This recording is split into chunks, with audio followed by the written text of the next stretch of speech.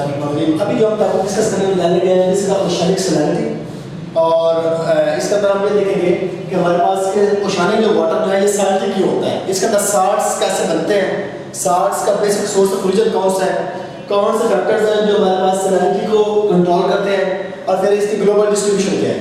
सबसे और फिर उसके बाद हमारे पास इसके इम्पैक्ट्स क्या होते हैं हमारे पास ओशियानिक वाटर के ऊपर, और फिर अगर हम ओशियानिक सैलिनिटी को कैसे हम इसको रिमूव कर सकते हैं। ओशियानिक सैलिनिटी बेसिकली हमारे पास the amount of dissolved salt है, अमाउंट ऑफ डिसॉल्व्ड सॉल्ट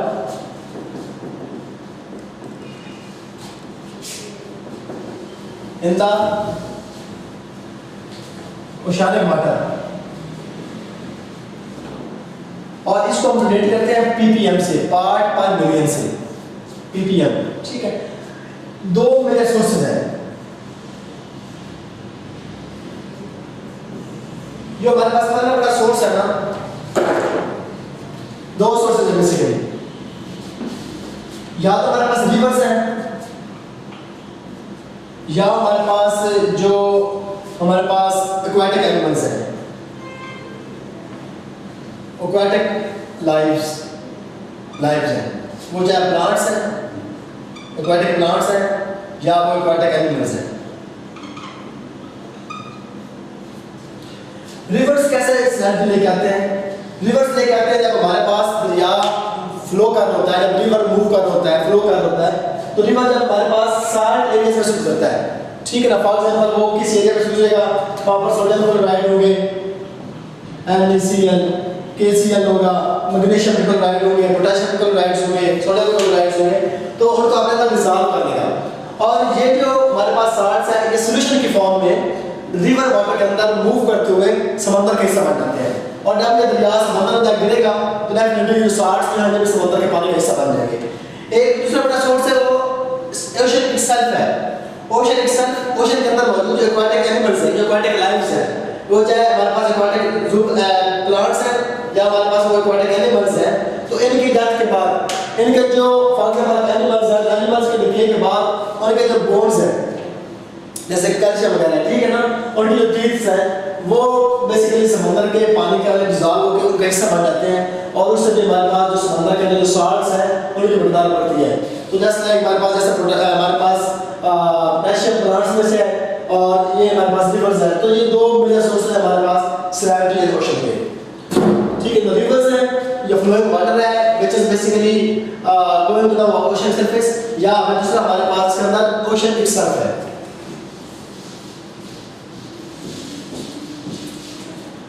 उसके बाद हमारे पास फैक्टर्स कौन से हैं जो डिटरमाइन करते हैं, फैक्टर्स जो कि ओशन वाटर के अंदर जो ओशन के अंदर जो सैलिनिटी को जो वो इफेक्ट करते हैं। सबसे जो पहला फैक्टर है ना वो हमारे पास टेंपरेचर है, ocean water temperature, oceanic temperature है। सेकंड हमारे पास इवेपोरेशन है, थर्ड हमारे पास प्रेसिपिटेशन है, फोर्थ हमारे पास मेल्टिंग ऑफ आइस है,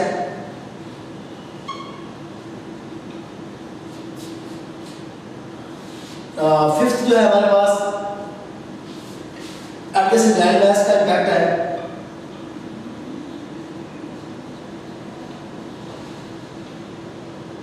नेक्स्ट जो हमारे पास 1 2 3 4 5 और 6 हमारे पास जो है इसके अंदर फैक्टर्स के अंदर वो हमारे पास इसका जो हमारे पास ओपन सीज या क्लोज सीज का जो कंसेप्ट है, ठीक है ना, पार्शियली क्लोज सीज या inland seas, inland and open seas. तो ये जो हमारे पास बेसिकली मेजर फैक्टर्स हैं जो कि हमारे पास समुद्र में मौजूद जो सॉल्ट्स के मकदार को डिटरमाइन करते हैं। टेंपरेचर जिस एरिया में टेंपरेचर ज़्यादा होगा वहाँ पे सैलिनिटी ज़्यादा होगी। क्यों? क्योंकि जब टेंपरेचर बढ़ेगा तो रेट ऑफ इवेपोरेशन बढ़ जाएगा। अब रेट ऑफ इवेपोरेशन के अंदर जो प्योर वाटर है वो इवेपोरेट कर जाएगा, लेकिन जो सॉल्ट्स के जो पार्टिकल्स हैं वो वेट पर रहेंगे। इस वजह से हमारे पास ट्रॉपिकल बेल्ट्स हैं वहाँ पर सैलिनिटी जो सैलिनिटी है वो ज़्यादा होती है, ठीक है ना। अच्छा, अब यहाँ पर एक क्वेश्चन मंजर के अंदर ये आता है कि भाई टेंपरेचर तो हमारे पास इक्वेटर में ज़्यादा होता है, लेकिन इक्वेटर के ऊपर सैलिनिटी ज़्यादा क्यों नहीं है? उसकी रीज़न ये है क्योंकि इक्वेटर के ऊपर हमारे पास प्रेसिपिटेशन या रेनफॉल जो है वो भी सबसे ज़्यादा होती है ITCZ की वजह से, इंटरट्रॉपिकल कन्वर्जेंस जोन की वजह से। सो दैट्स व्हाई हमारे पास जो फ्रेश वाटर की जो अमाउंट है वो इंक्रीज कर जाती है as compare to the amount of salts. So that's why हमारे पास इक्वेटर के ऊपर सैलिनिटी कम होती है, जबकि हमारे जो ट्रॉपिकल एरियाज है वहाँ पर सैलिनिटी ज़्यादा होती है। Then comes evaporation. अब जैसे इसके अंदर हमारे पास इवेपोरेशन ज़्यादा होगी, और मेरे इसके अंदर हमारे पास जो सॉल्ट्स जो है जो सैलिनिटी जो है वो ज़्यादा होगी। क्यों? क्योंकि हमारे पास फ्रेश अमाउंट ऑफ जो वाटर है वो इवेपोरेट करता है कि जब सॉल्ट्स के जो पार्टिकल्स है वो वहाँ पे पड़े रहेंगे। उसके बाद प्रेसिपिटेशन है। हमें पता है कि प्रेसिपिटेशन जो है ये बेसिकली हमारे पास एक फ्रेश सोर्स ऑफ वाटर है। धीरे धीरे इसके अंदर हमारे पास हैवी रेनफॉल हैवी प्रेसिपिटेशन होगा, उन लेवल के अंदर हमारे पास फ्रेश वाटर की जो अमाउंट है या क्वांटिटी है वो बढ़ जाएगी और सॉल्ट्स जो है उनकी जो क्वांटिटी है वो कम हो जाएगी। दिस इज द रीजन कि हमारे पास इक्वेटर्स के ऊपर हमारे पास सैलिनिटी जो है वो कम होती है because of high precipitation. Then comes melting of ice. Melting of ice की वजह से हमें पता है कि आइस जो है this is a fresh source water का, फ्रोजन वाटर का फ्रेश सोर्स है। तो जब हमारे पास ये आइस मेल्ट होगी, ग्लेशियर्स मेल्ट होंगे, उस वजह से हमारे पास फ्रेश वाटर की जो अमाउंट है क्वांटिटी है वो बढ़ जाएगी और उस वजह से जो हमारे पास जब वाटर की अमाउंट बढ़ेगी तो सॉल्ट्स की अमाउंट जो है वो कम हो जाएगी। ये एक रीजन है कि हमारे पास जो पोलर एरियाज है वहाँ पर सैलिनिटी कम है। उसके बाद अनटेस्टेड लैंड मैस। इसका मतलब होता है कि हमारे पास जो समुद्र इनलैंड सीज है जिनको चारों तरफ से खुशकी ने घेरा हुआ है, उनके ऊपर हमारे पास जो एडजेसेंट जो कॉन्टिनेंटल लैंड है उसका इम्पैक्ट होता है। उसके इम्पैक्ट की वजह से उसका टेंपरेचर इंक्रीज करता है और वहाँ पर प्रेशर बढ़ जाता है। एक ये रीजन है।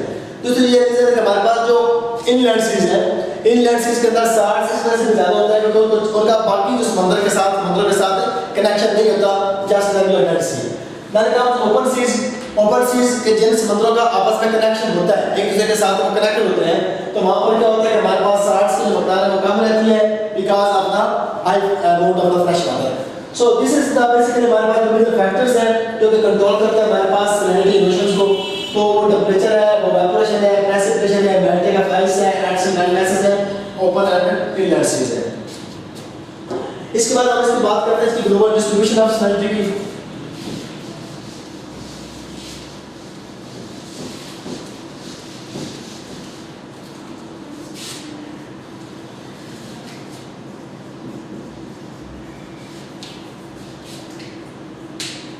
ग्लोबल डिस्ट्रीब्यूशन क्या है?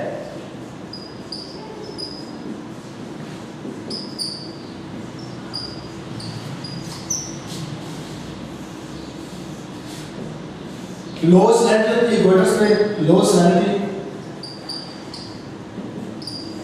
Eight equator, high salinity at tropics,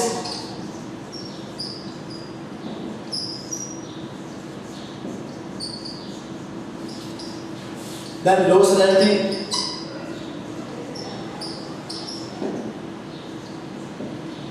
at polar areas, then tendency of salinity increases from east to west.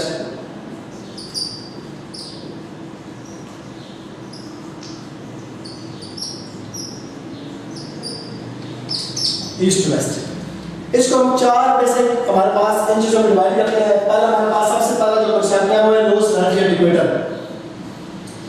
इसका रीजन ये है कि हमें पता है इक्वेटर के ऊपर सबसे ज्यादा रेनफॉल सबसे ज्यादा प्रेसिपिटेशन ऑब्जर्व की जाती है। सो दैट्स व्हाई जब रेनफॉल प्रेसिपिटेशन ज्यादा होगी तो उस वजह से क्या होगा कि वहां पे हमारे पास जो साल्ट्स की मकदार कम हो जाएगी। आइसलैंड एट ट्रॉपिक्स, हम पता है कि ट्रॉपिक्स के ऊपर सबसे ज्यादा कम बारिश होती है और वहां पर ज्यादा इवेपोरेशन होती है। सो दैट्स व्हाई वहां पर हमारे पास फ्रेश वाटर की अमाउंट कम हो जाती है और यहाँ पर जितने भी हमारे पास हाईली सैलिनिटी सीज है वो सारे के सारे ट्रॉपिकल बेल्ट में है। जैसे कि इसकी सबसे बड़ी एग्जांपल हमारे पास डेड सी की है। दुनिया का सबसे ज्यादा जो सैलिनिटी सी है वो डेड सी है और डेड सी हमारे ट्रॉपिकल बेल्ट में है। उसके बाद लो सैलिनिटी पोलर एरियाज है। Then again the polar areas के अंदर हमारे पास जो आइस कैप्स है, आइस बकेट्स है, ग्लेशियर्स है, आइस शीट्स है या परमाफ्रॉस्ट है, तो उसके मेल्ट होने की वजह से क्या होता है कि फ्रेश वाटर जो है वो एंटर होता है और फ्रेश वाटर एंटर होने की वजह से अमाउंट ऑफ वाटर इंक्रीज कर जाती है as compare to the amount of salts. Then comes एक ये कांसेप्ट है कि सैलिनिटी हमारे पास इंक्रीज करती है फ्रॉम ईस्ट टू वेस्ट। जैसे जैसे हमारे पास हम अपने हेमिस्फीयर के अंदर ये देखें, जैसे जैसे हम इस साइड में मूव करते जाएंगे ईस्ट से वेस्ट की तरफ, तो सैलिनिटी जो है ना वो इंक्रीज करती जाएगी। और इसका रीजन ये है कि हमें पता है कि हमारे पास ईस्ट मार्जिन के पास से ज्यादा बढ़ सकती है as compare to the west margin. ये इनका वेस्ट मार्जिन है, ये इनका ईस्ट मार्जिन है, ठीक है। उस वजह से क्या होता है कि हमारे पास जो सैलिनिटी जो है वो ईस्ट से वेस्ट जब हम मूव करते हैं तो सैलिनिटी जो है वो हमारे पास इंक्रीज करती जाती है। फिर आपने वर्ल्ड का एक मैप बना देना है, उस वर्ल्ड के मैप के ऊपर आप जो मेजर जो साल्टी ओशंस हैं, साल्टी सीज हैं, उनको आपने शो कर देना है। एक अपने स्केच और एग्जैक्ट तो मैप शायद तो अगर बन जाए तो वेल एंड गुड, अगर ना बने तो कम से कम आपको इतना पता हो कि ये कॉन्टिनेंट यहाँ पे, ये कॉन्टिनेंट, आप कॉन्टिनेंट्स की लोकेशन, आप ओशंस की लोकेशन का पता हो, आपको सीज की लोकेशन का पता हो, ठीक है। फिर उसको आप वर्ल्ड मैप के ऊपर शो कर दें कि ये एरिया जो है ये इस समुद्र के अंदर हाई सैलिनिटी है, इस समुद्र के अंदर लो सैलिनिटी है। लेकिन वो जो कॉन्सेप्ट है वो ये है कि आप इक्वेटोरियल सीज के ऊपर आपने कहना है कि यहाँ पर लेस सैलिनिटी है, ट्रॉपिकल सीज के अंदर आपने कहना है कि यहाँ पर हाई सैलिनिटी है, पोलर सीज के अंदर आपने फिर कहना है कि यहाँ पर लेस सैलिनिटी है, और इस तरह से आपने ईस्ट टू वेस्ट सैलिनिटी की जो मकदार को आपने कम करते जाना है। अब इस सैलिनिटी का इंपैक्ट क्या होता है? अब सैलिनिटी का जो इंपैक्ट हमारे पास समुद्र के ऊपर है वो ये है,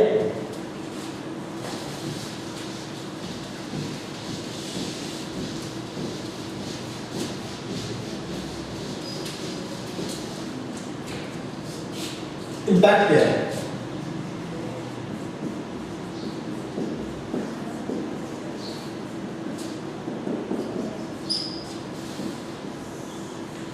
इंपैक्ट ऑफ सैलिनिटी क्या है?